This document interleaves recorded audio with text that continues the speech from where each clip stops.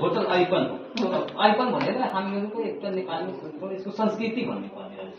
आइकनको यो इङ्ग्लिस शब्द भयो। आइकनलाई तपाईँले यो संस्कृति र होटलको नाम आइकन र यस्तो तपाईँको यो सौन्दर्य प्रतियोगिता छ, त्यसलाई तपाईँले कति जोड्नुहुन्छ? सो कला संस्कृति देखाउने भन्ने उद्देश्यले नै मिस नेपाललाई चाहिँ हामीले अन्तर्राष्ट्रिय जगतमा सो यस वर्षको क्रममा चाहिँ हामीसँग 4वटा उपाधिहरू रहेका छन्। सो हामीसँग 4वटा विजेताहरू हुनुहुन्छ, जसले चाहिँ हाम्रो देश नेपाललाई miss world, Miss Earth, miss international र मिस कस्मो इन्टरनेसनलमा पनि रिप्रेजेन्ट गर्दै हुनुहुन्छ। र त्यसको कुरा गरिराख्दाखेरि चाहिँ त्यहाँ विभिन्न देशहरूबाट विभिन्न देशका सुन्दरीहरू आउनुहुन्छ, जसले आफ्नो देशको कला, संस्कृति, वेशभूषा र रहन सहनको बारेमा उहाँहरूले इन्टरेक्ट गरेर शेयर गर्ने मौका पाउनुहुन्छ। विभिन्न कम्पिटिसनको आफ्नै यसको विशेषता छ भनौँ न। सो मैले पनि 2024 मा नोभेम्बर 12 तारिक चाहिँ मिस इन्टरनेसनल जुन टोकियोमा भएको थियो त्यसमा सहभागिता जनाउने अवसर पाएको थिएँ र मेरो देश नेपाललाई चिनाउने पनि एउटा अवसर पाएको थिएँ। र यस्तो विभिन्न ठाउँहरूमा गइराख्दाखेरि चाहिँ कस्तो फिल हुन्छ भने नेपालमै भए पनि हामी कति डाइभर्स छौँ नि त। अब भनिन्छ नि 4 जात 36 वर्ण, हामीसँग कति धेरै डाइभर्स कल्चरहरू छ, 120+ ल्याङ्ग्वेजेसहरू छ होइन। म पनि यही मिस नेपालको क्रममा विभिन्न ठाउँहरू जाने अवसर पाएँ। नेपालगञ्ज भन्दा जनकपुर अझै भिन्न पाएँ, जनकपुर भन्दा बिर्तामोर अझै भिन्न छ होइन। सो अब यहाँ आइराख्दाखेरि हामीले मिथिला कला संस्कृति, पेन्टिङ, हामीले एयरपोर्टबाटै कति धेरै त्यो मिथिला आर्ट्सहरू देख्नु पायौँ होइन। अझै येट टु लर्न, अझै धेरै देख्न छ।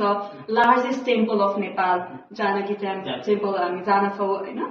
सो यो कला संस्कृतिको भूमिका एकदम इम्पोर्टेन्ट हुन्छ र साथसाथै हरेक ठाउँमा डिफ्रेन्ट कला संस्कृति भएर नै यो सबै जोडेर हामी एक नेपाली बनेका हौँ। र विश्व सुन्दरी, नेपाल सुन्दरीहरूले चाहिँ बाहिर गएर चाहिँ आफ्नो देशहरूको बारेमा देखाउन र चिनाउन पाउँदा चाहिँ निकै गौरव लाग्छ। अहिले तपाईँले जुन यहाँ होटलमा बस्नु भएको छ, यहाँ सबै चिज तपाईँले एकदम हेर्नु भयो, तपाईँले कस्तो लाग्यो यो होटल? एकदम होटल आइकन भन्दा यस्तो मलाई त हजुर हेर्छु है, I am gonna be very honest. म एभ्री डकुमेन्ट, एभ्री मेरो मोमेन्ट्सहरू चाहिँ मैले क्याप्चर गर्ने कोसिस गर्दैछु।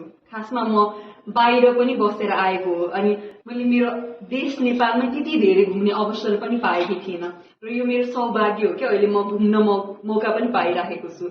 र यो होटलमा आउने क्रममा चाहिँ मलाई कस्तो अनुभूति भयो भने हजुरको मैले एन्ट्री गरेबाट चाहिँ एभ्री डिटेल के इट्स भेरी, त्यो इन्टेरियर हेऱ्यो भने पनि एभ्री इन्टेरियरमा त्यहाँ मिनिङ छ क्या।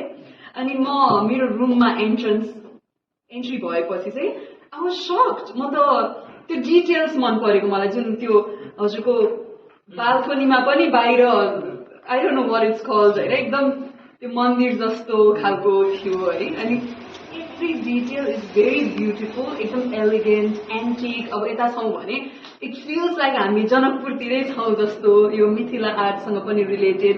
सो होटलको एभ्री डिटेल्सहरू मलाई एकदम मन पर्यो। यहाँको फुड कस्तो लाग्यो? Food real taste of Mithila and hotel icon कस्तो लाग्यो? मैले जनकपुर आउने भनिसकेपछि मलाई धेरैजनाले रेकमेन्डेसन पनि गर्नुभएको थियो, फिस ट्राई गर्नु जनकपुरको एकदम पपुलर छ भनिरहेको थियो।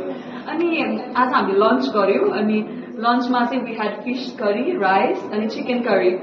यस्तो डिफ्रेन्ट टेस्ट के, त्यो रेसिपी पनि चाहियो है, डिफ्रेन्ट। सो कस्तो मिठो टेस्ट है। अनि मैले चाहिँ यो खालको टेस्ट चाहिँ अलिक खाएको थिएन जस्तो लाग्यो, because it's not too spicy, अलिकति मोडरेसनमा बनाइएको छ अनि तर मिठोवाला स्पाइसी।